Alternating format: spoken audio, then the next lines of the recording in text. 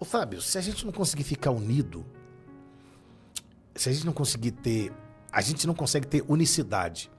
Mas se a gente tiver pelo menos unidade, se a gente tiver unidade, já dá bom demais, né? Dá bom demais. Unicidade jamais vai acontecer.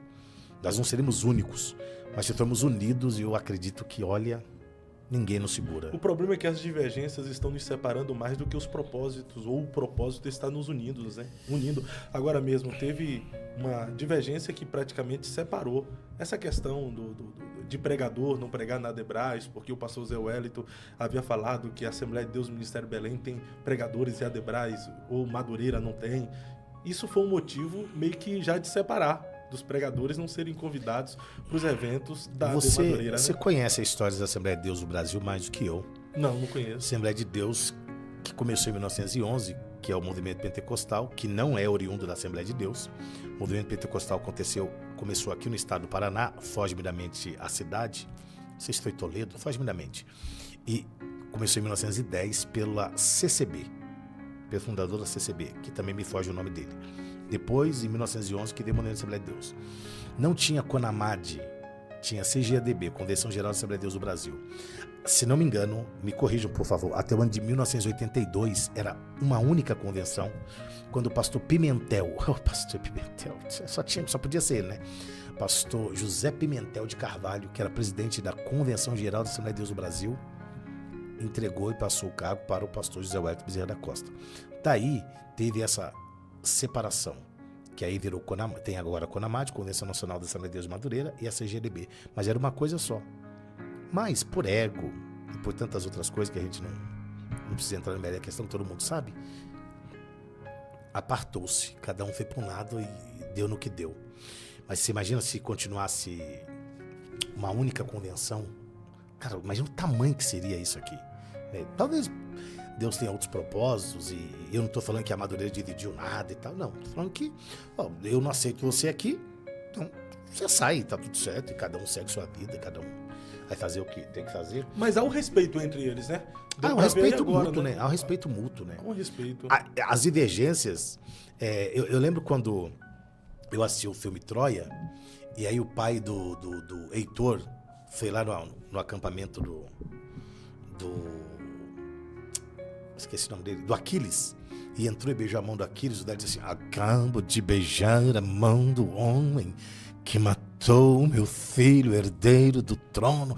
E Aquiles: você está fazendo aqui? Como você chegou aqui? Ele disse: bravo Aquiles, eu acredito que conheço as minhas terras mais do que você. Permita-me levar o meu filho embora, colocar duas moedas. Depois vocês assistem o filme, que essa é a fala dele. 2 moedas nos olhos dele para o barqueiro. E aqui ele estava pensando: você é meu inimigo? Ele diz assim: seremos inimigos hoje, amanhã também, mas até entre os inimigos há respeito.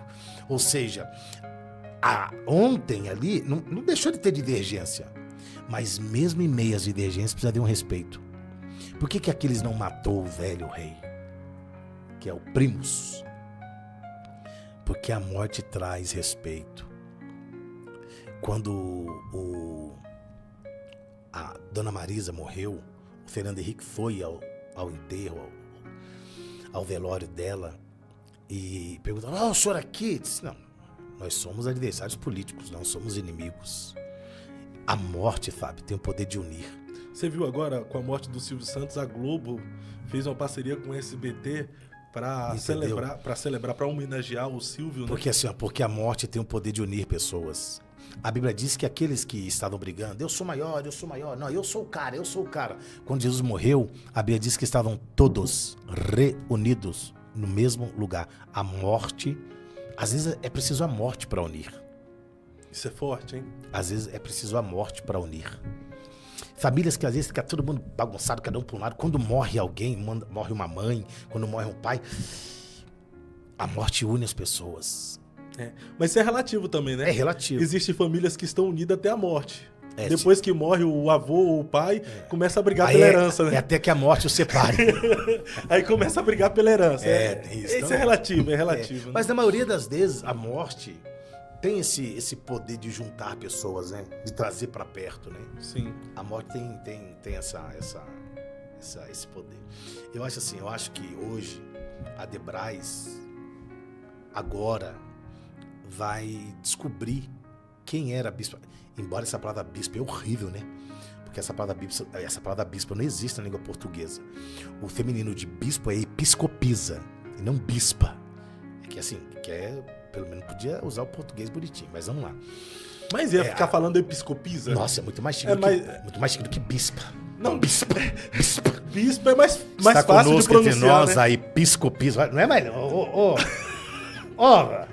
Fala aí, não é mais bonito? Não, mas Está entre tem nós... gente que não vai conseguir falar episcopisa de jeito então nenhum. fala mano. pisca-pisca. Está conosco a pisca-pisca. A episcopia. Olha que coisa chique. A episcopisa. Mas faz a abreviação de bispa. Não tem bispo? Por que não pode ter bispa? Qual que é a abreviação? É a mesma coisa. Qual Não que é tem a... Agora, fiquei curioso. Qual que é a abreviação de bispa? Bipa? Não, Bipe? de episcopisa.